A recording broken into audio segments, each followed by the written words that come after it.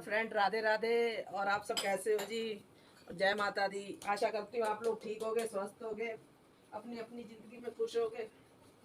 और आज है 7वां व्रत और कल हम अष्टमी पूजते हैं। कल बिठाएंगे कंजके। आज हमने व्रत रखे हैं, कल ने नहीं रखा बेटी ने। हमारे तीनों के व्रत है। और अब मैं कहीं जा रही हूँ माता के पास, सुख शांति नगर। यहाँ से 5-6 किलोमीटर है। बस अब मेरा सारा काम हो गया, पूजा पाठ हो गई। अब हम निकल रहे हैं सुख शांति नगर के लिए। ठाकुर जी को भोग लगा के अब उधर जा रहे हैं। फिर मिलते हैं।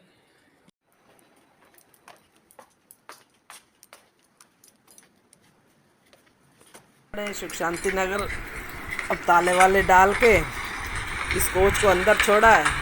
तो अब हम जा रहे हैं सुख शांति नगर। होके आए, माता जी के दर्शन करवाएं, क्योंकि इनका ऑपरेशन हुआ है ना। ऑपरेशन के बाद मैंने कहा एक बार माता जी के दर्शन करवाएं। लोग वैष्णो देवी जाते हैं, चलो हम ये हमारे शहर की हैं। अब टुक पे बैठे हैं, शहर से निकल रहे हैं।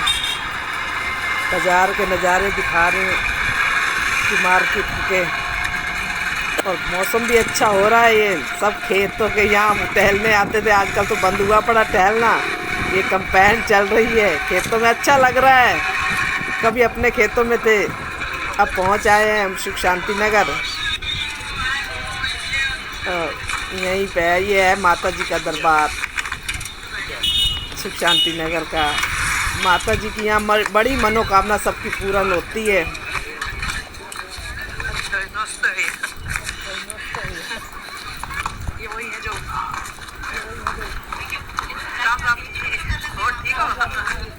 ये हमारे पड़ोस की हैं, जानती हैं, फ्रेंड है, मिल गई थी। वो माता के पास से आ रही हैं। अब हम माता के पास पहुंच चुके हैं। ये है माता जी का मंदिर आ गया। ये सब बिल्डिंग माता जी की थी। अच्छा लगता है, जाती रहती हूँ 15-20 दिन में, महीने में। ये है माता जी का दरबार। आप लोग दर्शन कीजिए। ज्वाला माई की जोत आई हुई है। अब वैष्णो देवी तो नहीं जा सकते, यहीं पे दर्शन करते हैं। ये माता रानी, इन्हें चौकी आती है। हर पूर्णमासी में माता जी को चौकी आती है।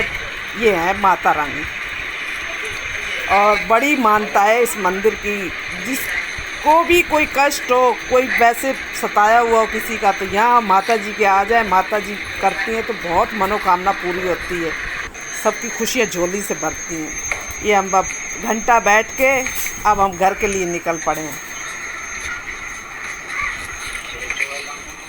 अब हम जा रहे हैं घर। मैंने कहा इन्हें दर्शन एक बार मत्था टिकवा लूँ। यहीं पे इनकी हमारी सुनवाई हुई है माता जी के पास। जब एक्सीडेंट हुआ तो माता जी बेड़े पार करती हैं।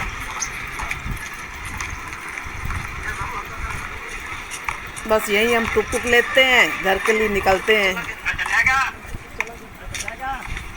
चलिए आपको अब रोड के और दिखाते हैं। बैठ गए, आ गए हम टुक टुक पास।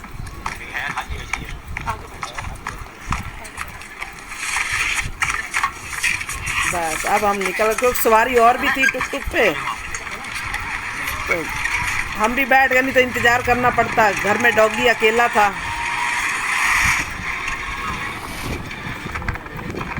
ये धान लगे हुए हैं सारे। धान इतने इतने बड़े हो गए, अच्छे लग रहे हैं। अब पहुँच आए हम घर पे।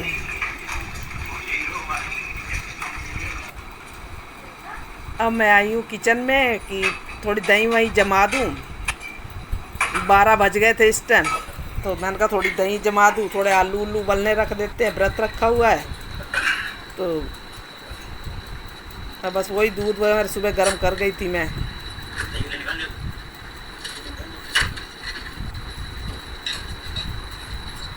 होगी, मैं दही वगैरह तैयार कर रही। ये दही थी मेरे हाथ में, मैंने कहा थोड़ी सी। फिर मैंने थोड़े आलू उबलने रखे। अब ये बाहर का पोचा मेरा रह गया है, तो मैंने कहा थोड़ा सा, ये ऊपर से हवा भी चल रही थी, मौसम भी अच्छा हो रहा था, तो मैंने कहा थोड़ी धूल धक्कड़ सब साफ़ हो जाएगी। धूल वगैरह हो, जाल है ना ऊपर, जाल से सारी हो जाती है। तो मैंने कहा पोचे से ही थोड़ी सी सफाई हो जाएगी। सुबह तो फिर काम बहुत हो जाता है, ये मुझे कुछ करने नहीं देता बिल्कुल भी। ये कहता मेरे साथ खेल लो। अब एक जना तो इसको खेलने के लिए चाहिए।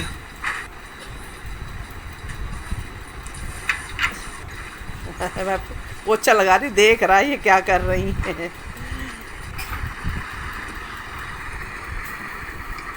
अब मैं ऊपर आ गई, कपड़े डाल गए थे सुबह, कल के धुले हुए थे।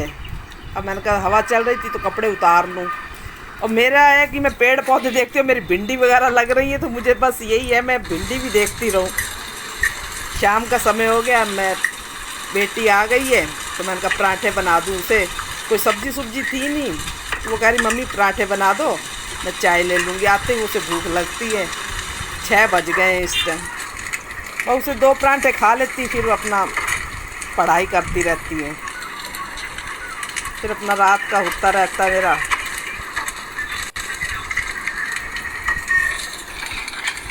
सारा दिन बीच में ऐसे निकल जाता है घर के कामों में। ये मेरे बर्तन पड़े हैं, मैं अब बर्तन कर रही हूँ। बर्तन करके फिर मैं रात का खाना वगैरह बनाऊँगी। और आप वीडियो को लाइक कीजिए, शेयर कीजिए और मेरा ऐसे ही सपोर्ट करते रहिए।